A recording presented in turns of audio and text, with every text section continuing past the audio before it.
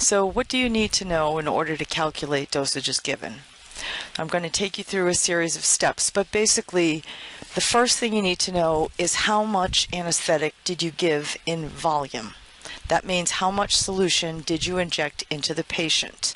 So when you think volume or how much solution, think milliliters, because volume of local anesthetics and vasoconstrictors are expressed as milliliters. The second thing you need to calculate is how much drug is in each milliliter that you gave. So once you've determined that you've given a certain amount of milliliters, you then must calculate how many milligrams of drug were in each milliliter that you gave. Once you determine that, that's expressed as milligrams per milliliter. Once you've determined that, you can multiply the two together and determine actually how many milligrams of the drug were given to the patient. Lastly, you have to be able to calculate the maximum amount of drug that you can give to each individual patient. This is known as the maximum recommended dose, or the MRD. So as you will learn, each drug has a maximum recommended dosage that has to be calculated or has to be known so that you will not give the patient too much anesthetic and therefore run the risk of the patient becoming toxic. As you probably know, a local anesthetic cartridge looks like this, and for our purposes we're going to say that the anesthetic cartridge contains a total volume, if you administer the whole cartridge, of 1.8 milliliters. However, this next slide will contradict what I just said. Many of you may have realized that lately local anesthetic cartridges, instead of being labeled 1.8 milliliters, are now labeled 1.7. The history behind this has to do with the Food and Drug Administration, who asked drug manufacturers to guarantee the amount that they put into each cartridge. And the manufacturers cannot guarantee that you can deliver an entire 1.8 milliliters, but they can guarantee that you will deliver at least 1.7. In actuality, the average cartridge contains more than that. The average cartridge contains 1.76 milliliters. Malamed suggests that we still continue to use the amount of 1.8 milliliters when we do our drug calculations. And I happen to agree for two reasons. 1.8 is an even number and divides into a lot of our calculations more easily. And secondly, if we are in fact delivering 1.76 and we say we're delivering 1.8, we're actually delivering less than we think to the patient, and that's safer for the patient's benefit. So step number one, as I said, is to determine how much solution was administered to the patient, and this is volume.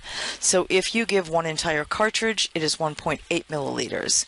If you divide that in two and you only give a half a cartridge, you are delivering 0.9 milliliters. Half of 0.9, or 1/4 of a cartridge, is 0.45 milliliters.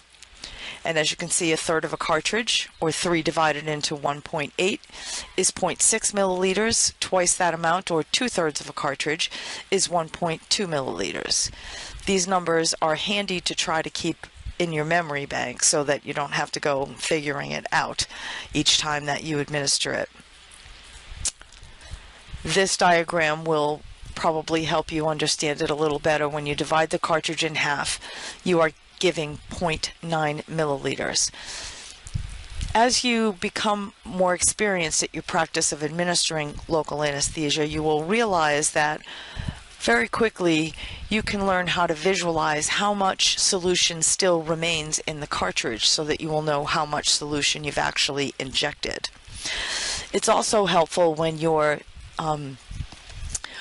anesthetic technique calls for less than a cartridge. For example, if you're supposed to deliver say 2/3 of a cartridge to get an adequate block, and you know that that's 1.2 milliliters, it's helpful to be able to visualize when you have 1/3 of the cartridge remaining so that you give an adequate amount of drug. In my experience, newer clinicians tend to under-administrate, probably out of anxiety, but it doesn't take too long before you can visualize splitting the cartridge into either halves, quarters, or thirds so that it's a little bit easier. It's also helpful to know what we call a stopper full. And as I think you're probably aware, the anesthetic cartridge has a rubber stopper in it. And the stopper is what your harpoon is engaged into, so that when you push on the thumb ring, you are pushing on the stopper and delivering the solution out the end of the needle.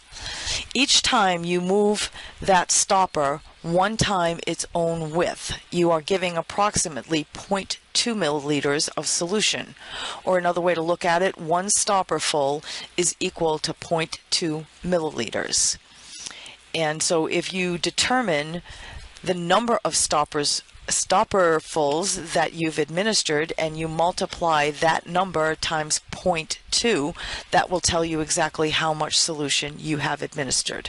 Here's an example. You determine that you've moved that stopper 3 times its own width, or you've given 3 stoppers full. You simply multiply 3 times 0.02 and you know that you've given 0.6 milliliters of solution, which is basically 1/4 of a cartridge. Nope, I take that back. That is basically 1/3 of a cartridge. This picture will help you. Each time you move this stopper that distance down, for example, the first time you move the stopper, it generally ends up just a little below the line that indicates the type of anesthetic you're giving. That would be 0.2 milliliters. And you'll see that you divide the whole cartridge, and it will tell you exactly how much you have administered. The next step is to determine how many milligrams are in each milliliter of solution, and as I mentioned, this is expressed as milligrams per milliliter. Our local anesthetics are listed as a percentage, and that percentage stands for the concentration of the drug. That means how concentrated is the drug in the solution that you're administering. The ones that we most commonly administer in hygiene are going to be 2%, 3%, or 4%. There is also a local anesthetic, bupivacaine, which comes in a 0.5% solution, but it's generally not indicated for dental hygiene procedures because it has a very long-lasting effect. So let's look at 2% lidocaine as an example. As I said, the percentage is actually telling us the concentration of the drug. But in the case of 2%, it is telling us that 2% is the concentration you will find, the number of grams in 100 milliliters, and we administer much less than 100 milliliters during our procedures, so we must reduce the 100 milliliters until we get to the amount known as milligrams per milliliter. 2% solution says there are 2 grams of drug, or 2 grams of lidocaine, in every 100 milliliters. Now there's 1 gram in every 1,000 milligrams. So if we have 2 grams, another way to say that is 2,000 milligrams. So these two numbers are saying the same thing. 2 grams is saying the same as 2,000 milligrams. We simply do this because I know you don't want to think about the word algebra, but when you're reducing like this and you have zeros in common, you simply get rid of the zeros that match. So these 2 zeros match those 2 zeros, and 2,000 milligrams in 100 milliliters tells you there are 20 milligrams for every 1 milliliter that you give. Bottom line, a 2% solution, which started out as 2 grams in 100 milliliters, boils down to 20 milligrams in each milliliter that you deliver. Here's a quick tip. If you don't want to stop and think about and figure out what the previous slide told you, the easiest way to remember this is you take whatever the percentage of solution is and you put a 0 behind that number. and it will tell you how many milligrams are in a milliliter. So a 2% solution is 20 milligrams per milliliter. 3% solution, like mepivacaine, is 30 milligrams per milliliter. And a 4% solution, like prilocaine or articaine, ends up being 40 milligrams per milliliter. Another way to look at it is you take the concentration and you multiply it by 10, and you will see that you come up with the same numbers. So again, it just ends up being a 0 behind that number, or that number times 10, and it tells you the number of milligrams per milliliter. The next step is to multiply the milligrams per milliliter by the amount of solution that you have given. So you figured out that you gave a certain amount. You figure out how many milligrams per milliliter there are. You multiply the two together, and that tells you how many milligrams of the local anesthetic you have given to the patient. And I will take you through a few examples to make sure that you understand. So here's one example. You gave 2.5 cartridges of 2% lidocaine. So step 1, figure out the volume of drug given. 2.5 cartridges. You can add the amount in each cartridge together, 1.8, 1.8, and half a cartridge is 0.9, and you come up with 4.5 milliliters total volume given. Some people would do this math differently. They would take 2.5, knowing that means 2.5, and they would multiply 2.5 times 1.8. You're going to come up with the same answer. Some people find multiplication easier, some people find addition. You simply need to know how much solution did you give. The next thing you know is a 2% solution means that there are 20 milligrams in each milliliter you deliver. Then you multiply the volume given, which is 4.5, times the milligrams in 1 milliliter, or milligrams per milliliter, which is 20 in this case, and you come up with 90 milligrams. So this patient who received 2.5 cartridges of 2% lidocaine has been given 20 milligrams, and in parentheses 4.5 milliliters of 2% lidocaine solution. Let's look at what happens if you give less than 1 cartridge. Our example here is 1/4 of a cartridge of 3% mepivacaine. So first we have to determine what is the volume when we give 1/4 of a cartridge. A whole cartridge is 1.8. We divide that by 1/4. That tells us we're giving 0.45 milliliters of the drug. A 3% solution says we have 30 milligrams in each milliliter. So once we know the volume and then we know the milligrams per milliliter, we multiply the two, and it tells us exactly how much drug we have given to the patient in terms of milligrams.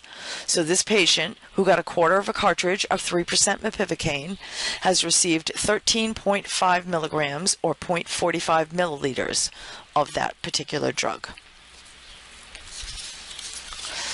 Here is a table that you may find handy to remember. I think it's relatively easy to put that 0 behind the concentration and know milligrams per milliliter, and many times you will administer an entire cartridge. You can therefore simply take the volume in an entire cartridge, multiply it by the concentration, and that tells you how many milligrams are in each cartridge. So lidocaine 2% contains 36 milligrams. Mepivacaine 2% also contains 36 milligrams. But when you get 3% mepivacaine, you are now giving 54 milligrams. 4% prilocaine or articaine will give the patient 72 milligrams. And if you should ever use 0.5% bupivacaine, the patient will be delivered 9 milligrams for an entire cartridge.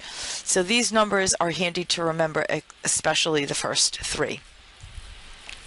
You're also going to need to know how to figure out what is in an entire cartridge in order to determine how many cartridges you can give before you reach the maximum recommended dose for each local anesthetic. So you need to know how to figure these numbers out. Let's talk a little more about this maximum recommended dose. The MRD is a safety measure that we use in order to avoid giving a toxic amount of drug to our patients. And as you No, dentistry uses several different drugs that come in different concentrations. Each of these drugs all have an MRD, and that MRD can be based either on the patient's weight, which we're going to have to determine how many milligrams we can give them for each pound that they weigh, or the drug can have an absolute maximum, meaning regardless of how much a patient weighs. If you have, say, a 250-pound patient, you cannot base the MRD on the milligrams per pound, because you will see in my examples that that would bring you over the absolute maximum. So for our patients who weigh less, most likely we're going to base our MRD on milligrams per pound. And for our patients who weigh a little more, we have to figure out whether or not we should go over the absolute maximum. The other thing to keep in mind is when we have patients who are underweight, children, young people, elderly people, medically compromised people, they are all going to metabolize and excrete these drugs differently, and the MRD for them should be lowered. In case you happen to be using something other than the current edition of Malamed, which is the 6th edition, it is important for you to know that his older editions listed 2 different MRDs for our local anesthetics. He listed the manufacturer's MRD and his own personal MRD, which in most cases, and if not all cases, was lower than that listed by the manufacturer. And for some people, this created confusion. They weren't sure which MRD they should be paying attention to. So in order to avoid confusion, in his current edition, Dr. Malamed lists only the MRDs for our local anesthetics that have been approved by the Food and Drug Administration. And the examples I'm using in these slides reflect the MRDs noted in the current edition of Malamed. So let's take a look at how we would determine the MRD based on our patient's weight.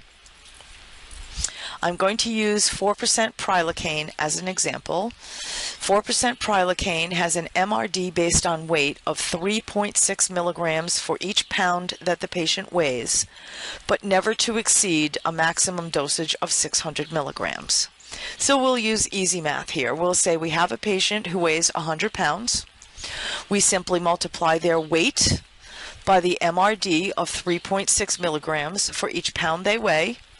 And it tells us for a 100-pound patient, instead of that MRD being 600, that MRD should only be 360.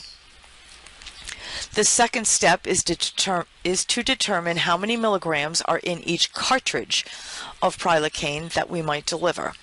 So a 4% concentration tells us there are 40 milligrams in each milliliter. We multiply that by the number of milliliters in the cartridge, and we find out there are 72 milligrams in each cartridge of 4% prilocaine. We take that 72 milligrams and we divide it into the MRD for this 100-pound patient, which we've already determined is 360 milligrams. So 360 milligrams divided by the number of milligrams in a cartridge tells us that we should deliver no more than 5 cartridges of 4% prilocaine to a patient if they weigh 100 pounds. And this is what I meant by when you have patients that weigh less, you probably should pay attention to the MRD based on milligrams per pound rather than the absolute maximum recommended dose of 600 milligrams. Let's see what happens when we base how many cartridges we can give on the absolute MRD. So again, I'm going to use 4% prilocaine, which has an absolute MRD of 600 milligrams. All I have to do is take the 72 milligrams that I know is in each cartridge, divide it into the MRD of 600 milligrams, which means no patient should receive more than this. And this tells me no patient should ever receive more than 8.3 cartridges of 4% prilocaine at one appointment. And I want you to notice how much more this is if the patient weighs 100 pounds, because a 100-pound patient can only get about 5 cartridges. So that's more than 3 cartridges too many. Let's look at what happens if our patient weighs 167 pounds. 167 pounds times that 3.6 milligrams per pound gives us a dosage of 601.2 milligrams, which is a little bit more than our absolute maximum recommended dosage. So by this example, we learn that anyone who weighs 166 pounds or more should only receive 8.3 cartridges. These next few slides will list for you what Malamed currently has as the MRDs for the commonly used dental local anesthetic drugs. So 2% lidocaine, it's milligrams per pound and its absolute maximum. You'll notice mepivacaine comes in 2 concentrations, 2 and 3%, but the current recommendation is it does not matter between the 2 concentrations. The MRD, milligrams per pound, or absolute MRD is the same whether it is a 2 or 3% concentration. Prilocaine we have already gone through. Another popular anesthetic used in dentistry today is 4% articaine, and you will notice that according to the manufacturers in the United States and the FDA, articaine only lists an MRD based on milligrams per pound. There is none currently listed as an absolute maximum for articaine. Previous editions of Malamed cited an absolute MRD of 500 milligrams for this drug. And lastly, we have the drug bupivacaine, which is hardly ever used in dental hygiene practice. In the United States, it lists an absolute maximum of 90 milligrams, but no milligrams per pound in the United States, only what you see listed here, and that is listed under Canadian federal regulations. Vasoconstrictors. We must also be able to calculate the dosage of vasoconstrictor that we give to our patients for the same reason. By law, we have to know how much drug we gave the patient, and vasoconstrictors also have maximum recommended dosages based on the patient's medical status. In the world of vasoconstrictors, the amount contained in each cartridge is expressed as a concentration ratio, and the ratios that we use in dentistry are what you see listed here. The 1 to 20,000 ratio is for a drug called levonorepinephrine, which is the vasoconstrictor you find in mepivacaine. The other 3 concentrations, 1 to 50, 1 to 100, and 1 to 200,000, are the concentrations of epinephrine that you find in our other local anesthetics like lidocaine, articaine, and prilocaine. One thing that is helpful for you to remember is the bigger the number, the less concentrated the solution. So of all of these numbers, the 1 to 200,000 has the biggest number, but the least amount of vasoconstrictor. It will become a little bit clearer when I show you how or what these numbers translate into in terms of milligrams per milliliter. So how do we calculate the dosage of a vasoconstrictor? Basically, we are going to use the exact same steps that we used for calculating the local anesthetic drug. We need to know how much volume or how much solution in milliliters did we give the patient. Then we need to know how many milligrams are in each milliliter that we deliver. We will multiply those same 2 numbers as we did before, and that will tell us the milligrams of vasoconstrictor we have given to the patient. When we want to calculate how many cartridges we can give before we reach the MRD, we are going to figure out how much vasoconstrictor is in each cartridge, and we're going to divide that into the maximum recommended dosage for that particular vasoconstrictor, as you will see in the examples that follow. So how do we calculate milligrams per milliliter for a vasoconstrictor? Well, basically it's done the same way, but it starts to get a lot more confusing to some people because the numbers are bigger, and some people just give up and say, I can't figure that out. But Give it a try because it's really not that hard. Let's use epinephrine 1 to 100,000 as our example because this is by far the most common ratio of vasoconstrictor that you are likely to use. So when you see 1 to 100,000, this means for every 100,000 milliliters of solution, there is 1 gram of epinephrine. We don't come close to considering 100,000 milliliters of solution. So just like we did with our local anesthetic, we have to reduce this number. So 1 gram is the same as 1,000 milligrams. And we're going to do the same thing. We're going to get rid of these 3 zeros and these 3 zeros, and that tells us that there is 1 milligram in 100 milliliters of solution. Well, we don't come close to giving 100 milliliters of solution, and what we want to know is how many milligrams of epinephrine are in only 1 milliliter of solution. In order to find that out, we are going to divide this 100 into that 1 milligram, and that is going to tell us that there is 1/100th of a milligram of epinephrine in each milliliter of solution that we deliver. Again, what I did was reduce this fraction. It told me 1 milligram in 100 milliliters. Divide the bottom number into the top number to come up with this number, and that is how many milligrams are in a milliliter.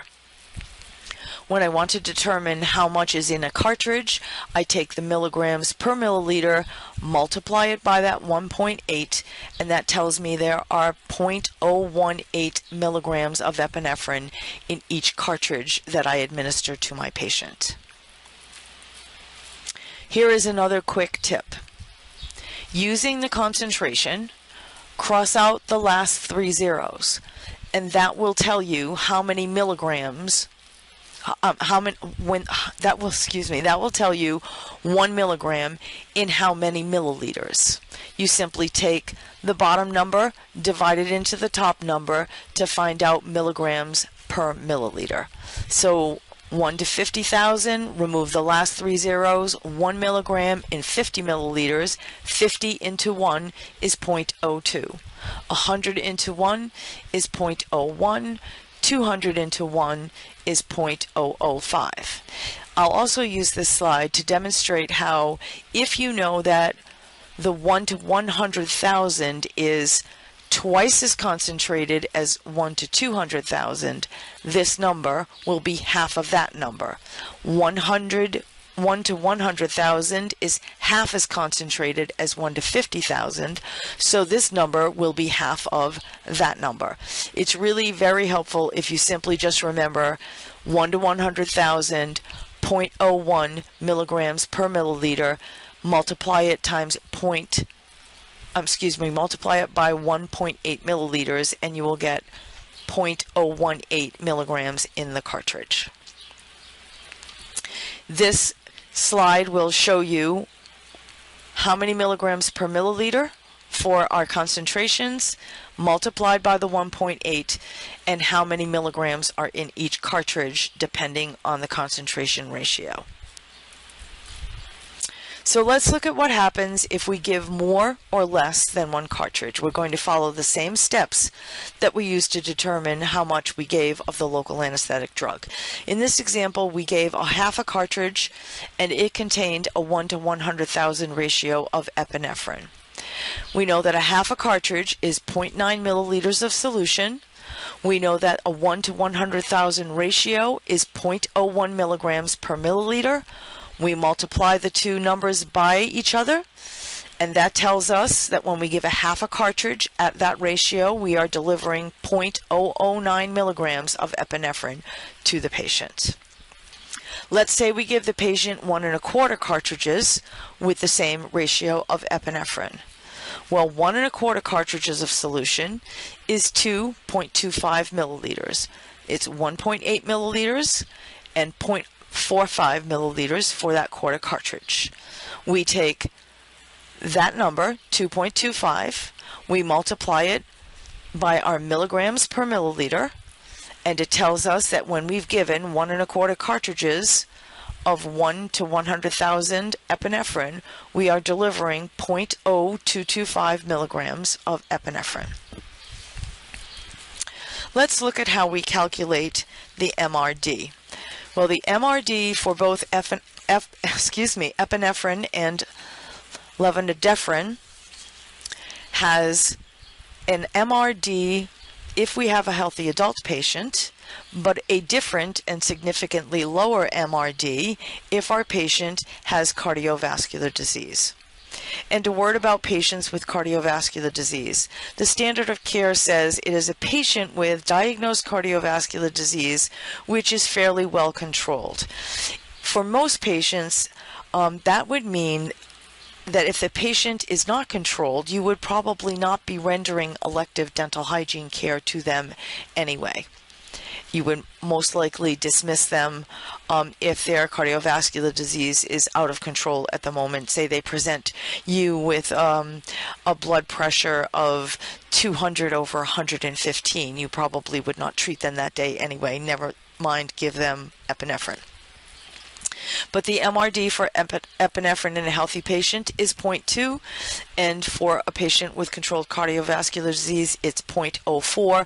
This is milligrams per appointment.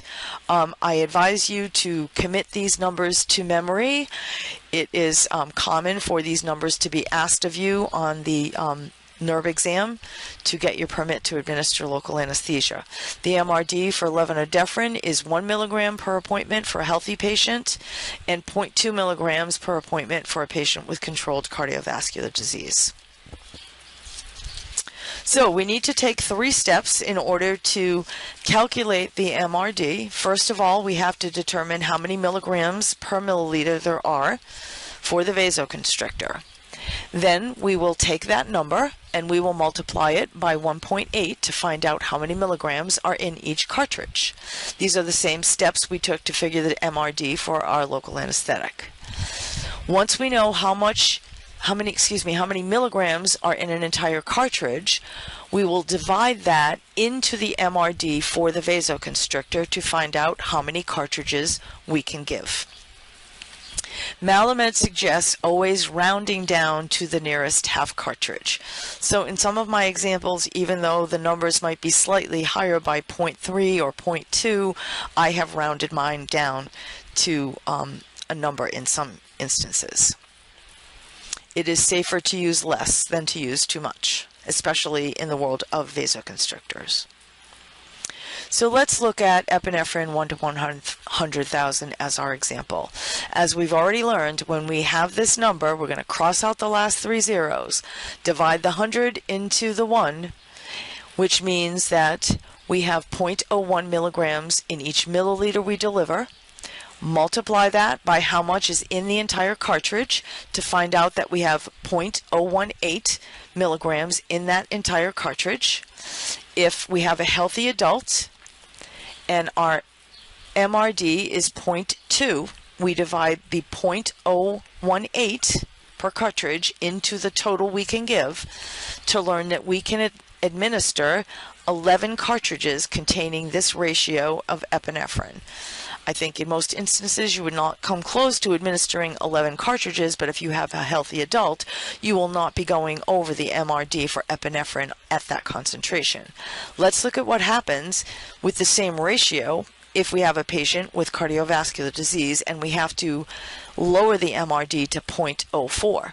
We take the same number, 0.018, and we divide it into the 0.04, and that tells us we can only administer 2 cartridges per appointment to the patient with controlled cardiovascular disease. Here is a slide that you may find helpful to keep in your memory bank. These are the numbers of cartridges you can deliver to a patient based on the ratio. And again, the first 3 that you see here are concentrations for epinephrine, and the last one is the concentration used for the vasoconstrictor, levonorepinephrine. So look at the difference, 11 if the patient is healthy and 2 if they have cardiovascular disease. The last thing that you need to know about is what is called the limiting factor. Now, both our local anesthetic and our vasoconstrictor, as we have seen, have a maximum recommended dosage. And in all instances, one, meaning the local anesthetic or the vasoconstrictor, will reach the maximum recommended dose before the other. Whichever one reaches the MRD first is the one that limits the total amount of solution that we can give to our patient, and this becomes known as the limiting factor. And I think my examples will help explain this a little bit better. So here we have 2% lidocaine with 1 to 100,000 epinephrine. We're going to give that to a 115-pound healthy female patient. So the MRD for 2% lidocaine, based on this patient's weight, since she only weighs 115 pounds, we're going to use 3.2, which is the MRD based on weight, multiply it by her weight, and that tells us we can give her a maximum of 368 milligrams. If we divide the milligrams in a cartridge of epinephrine, a cartridge of 2% lidocaine, which is 36 milligrams, into the 368 milligrams for this patient, this tells us we can give this 115-pound patient 10 cartridges of 2% lidocaine. As we saw in the previous slide, since we have a healthy patient and the MRD for epi is 0.2, we divide the milligrams per cartridge into that 0.2, and that tells us we could give this patient 11 cartridges if we were basing it on the MRD for epinephrine. So of these two, the one which limits the number of cartridges we can give this patient is the 2% lidocaine, not the epinephrine, and so the limiting factor becomes the lidocaine, not the epinephrine. In a cardiovascular patient, more than likely that would be the opposite, and the vasoconstrictor would become the limiting factor. So that ends this narrated presentation, and I hope that it has helped you understand how to calculate local anesthetic dosages.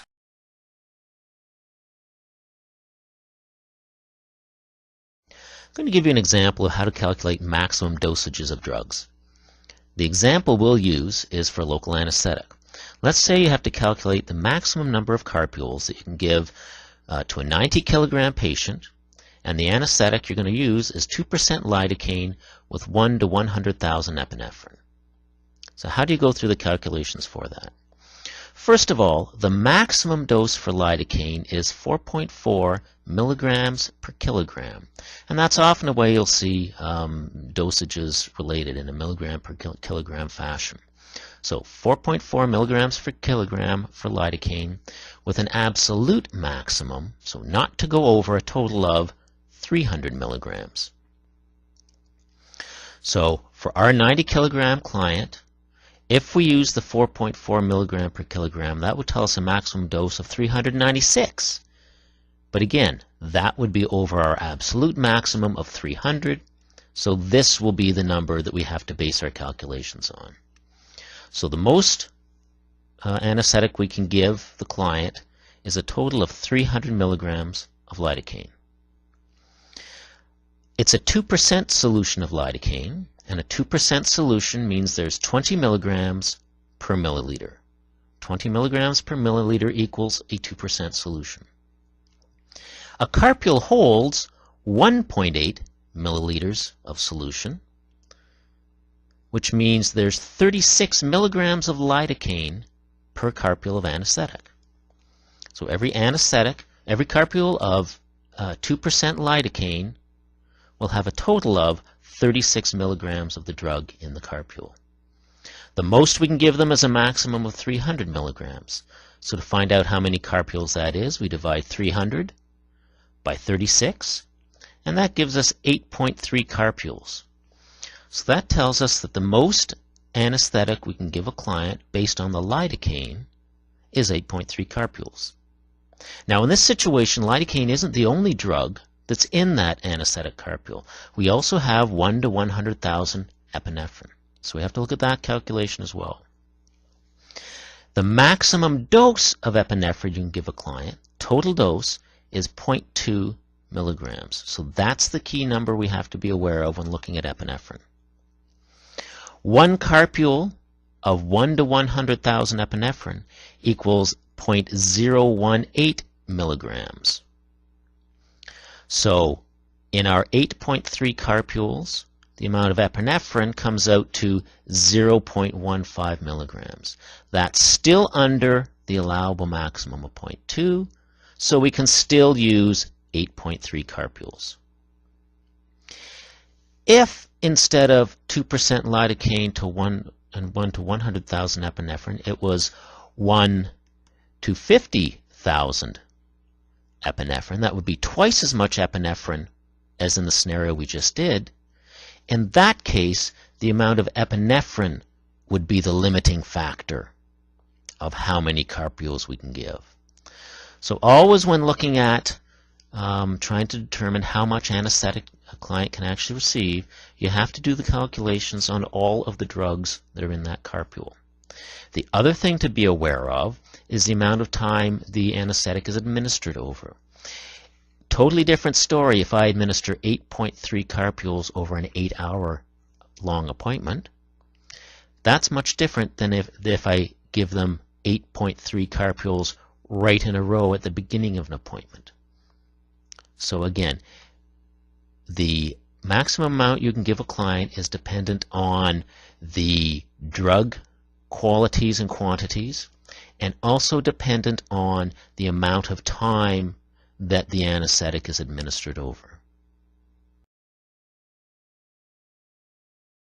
The greater or anterior palatine injection anesthetizes the lingual gingia of the maxillary posterior teeth, as well as the mucosa and underlying osseous tissue of the hard palate from the maxillary third molar anterior to the first premolar and medially to the midline. This nerve does not innervate any pulpal tissue. Palpate the landmarks. Ask a patient to tip head up and slightly away, opening the mouth very wide. Locate the greater palatine foramen, which is at the junction of the palatine bone and the alveolar process of the maxilla, medial to the maxillary second or third molar. You can locate the foramen by placing a cotton tip applicator at the first molar and then sliding it back distally until you feel a small depression. Sometimes this is very subtle and sometimes it's very easy to feel. Place topical at the foramen. For additional comfort, use a cotton tip applicator or other pressure device for 1 minute directly over the foramen. A 27 or 30 gauge short needle is used for this injection. Follow all steps and procedures presented in the video clip entitled Basic Steps in the Administration of Local Anesthesia. The penetration site is just anterior to the greater palatine foramen. The angle of insertion is perpendicular to the palatal bone at the foramen. The needle is inserted at the anterior portion of the foramen. Be careful not to let the tip of the needle touch the cotton tip applicator during insertion of the needle. Pathway of the needle. The syringe is directed at a 90-degree angle from the opposite side of the mouth, from the premolar canine area, with the syringe barrel near the lower lip. After using pressure for approximately 1 minute, slide the cotton applicator slightly back out of the way and immediately insert the needle into the soft tissue depression created by the cotton tip applicator.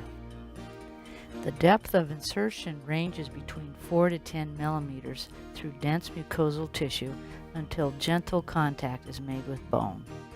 Withdraw 1 millimeter.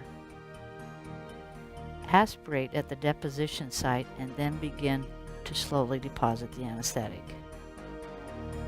If using a pressure device, inject a few drops of anesthetic prior to removing the device and then continue to deposit the local anesthetic agent.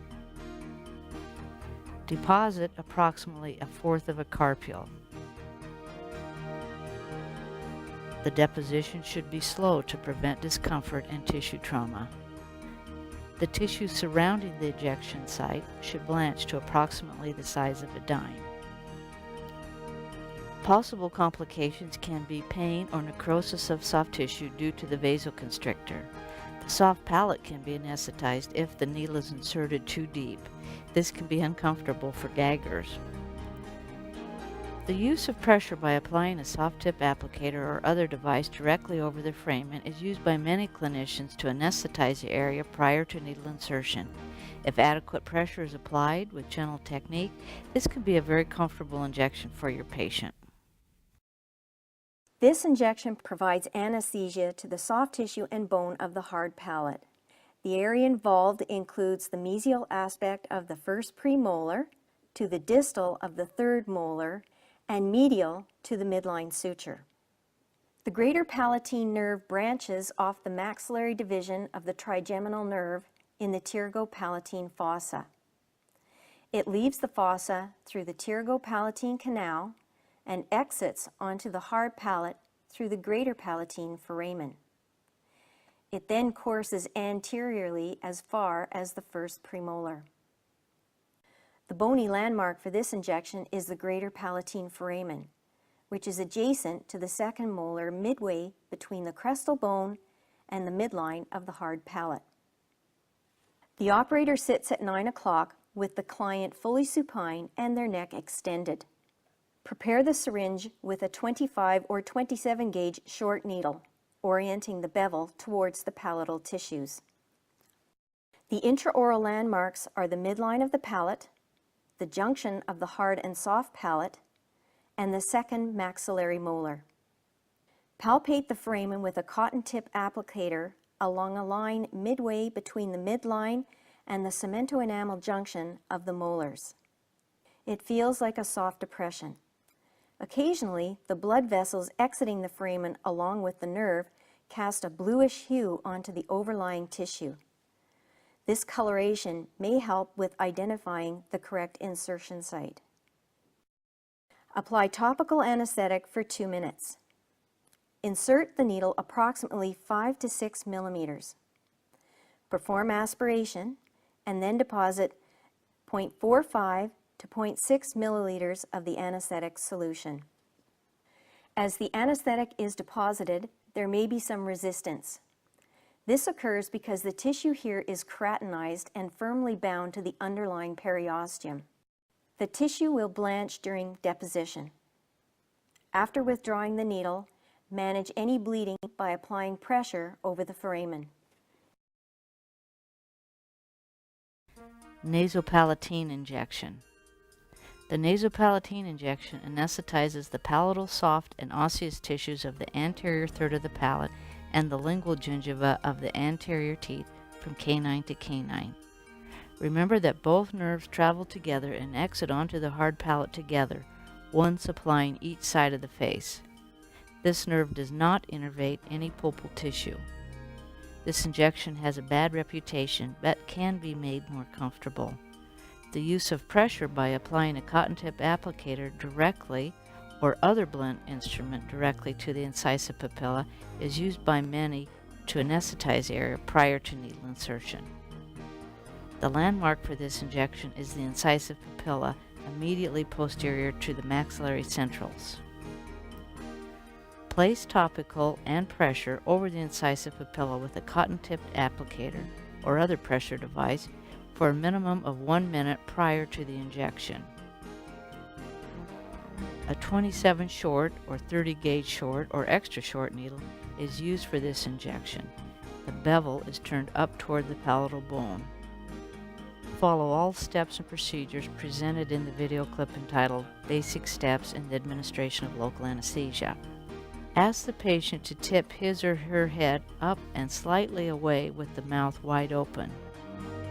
The insertion site is at the lateral border of the incisive papilla, midway of the widest anterior-posterior portion of the incisive papilla. Remember that pressure should be applied prior to inserting the needle. Pathway of insertion. The syringe comes from the corner of the mouth from the canine premolar area. Approach the base of the papilla from a 45-degree angle or as close to parallel as possible to the horizontal plane of the palate. Do not go directly through the papilla. The needle should advance under the incisive papilla through dense mucosal tissues to contact the opposite wall of the incisive canal near its entrance. The depth of insertion is approximately 4 to 7 millimeters. Cover the bevel of the needle. The needle should remain in the middle of the foramen. Aspirate at the deposition site and drop a few drops of anesthetic prior to removing the cotton tip applicator. Deposit approximately 1/4 of a carpule. To avoid discomfort, the rate of deposition should be reduced. The dense tissues of the palate resist deposition and do not accommodate solution easily. In addition to increasing comfort, slow deposition will avoid unnecessary tissue trauma. The tissue should be blanched. Gently remove the needle and make the needle safe. Complications associated with this injection can include pain or necrosis of soft tissue from vasoconstrictor as possible. Another method that can be used to decrease discomfort has 2 preliminary steps. With this technique, the first step is to infiltrate into the labial mucosa between the centrals under the frenum.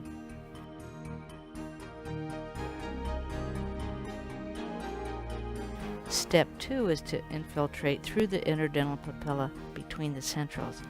These steps are followed by the penetration under the incisive papilla as previously described.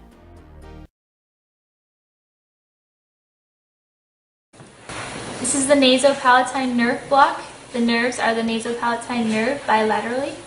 Areas anesthetized are the anterior portion of the hard palate, the soft and hard tissues, from the mesial of the right first premolar to the mesial of the left first premolar. The needle gauge in length is a 25 or 27 short. The patient position is supine, mouth opened wide, neck extended, head turned to the left or right for improved visibility. The operator position is 9 or 10 o'clock, facing the same direction as the patient. The landmarks are the central incisors and the incisive papillae. The target area is the incisive foramen located beneath the incisive papillae. The syringe position, the needle is approached at the injection site at a 45-degree angle towards the incisive papilla.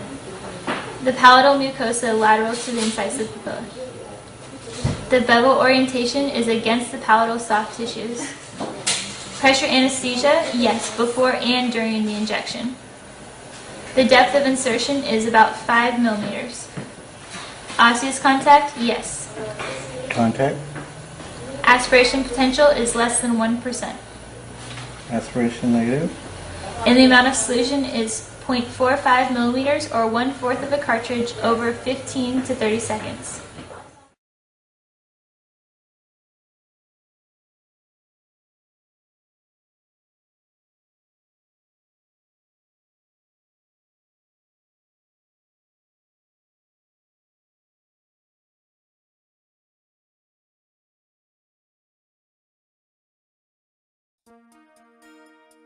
The anterior middle superior alveolar, or AMSA, affects the structures innervated by the ASA and MSA, when present, and the terminal nerve branches.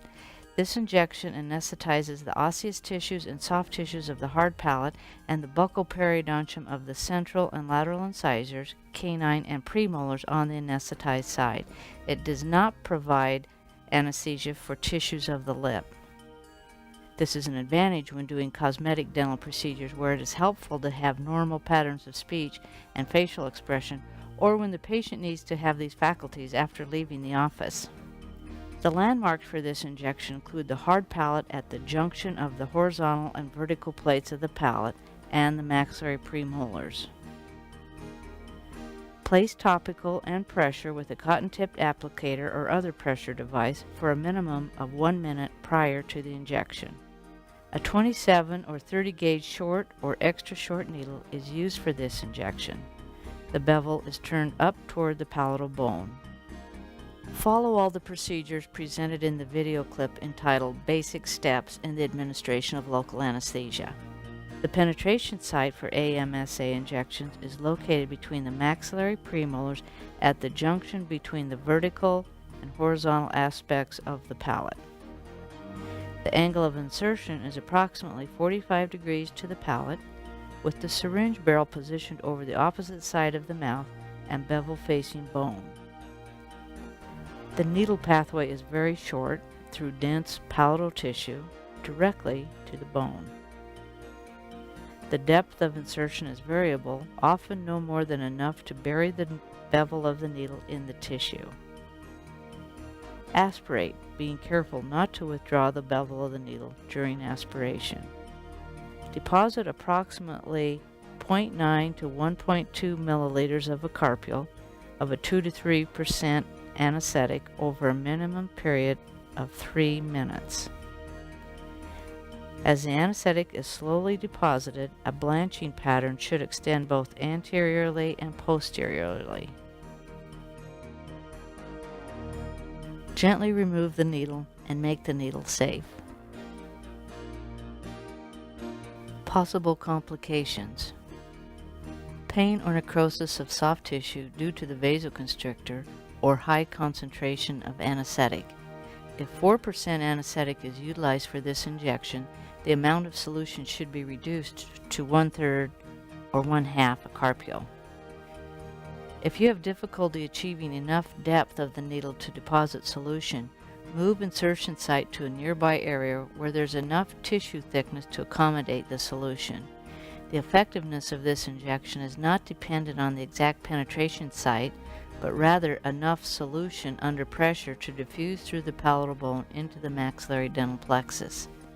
The solution progresses throughout the soft tissues of the entire half of the palate, overlaying the affected side of maxillary bone. This is the anterior middle superior alveolar nerve block. The nerves are the ASA and the MSA when it is present. The areas anesthetized are the pulpal tissues from the canine to the midline, or from the second premolar to the central if the MSA is present. The buccal-attached gingiva of all of the teeth, and the palatal tissue from the free gingival crest to the midline. The needle gauge in length is a 30 gauge short. The patient position is supine with their head back, tilted towards the side of the injection. Operator position is 8 to 9 o'clock for both right or left. The landmarks are the area that bisects the premolars and is midway between the free gingival margin and the mid-palatine suture. The syringe position is 45-degree angle from the opposite side. The bevel orientation is towards the bone. Pressure anesthesia, yes, before. The depth of insertion is 2 to 4 millimeters. Osseous contact, yes. Contact. Aspiration potential, less than 1%. Negative aspiration. And the amount of solution is 0.5 millimeters per minute. 1.8 milliliters per cartridge over 3 minutes, or 1/3 of the cartridge per minute.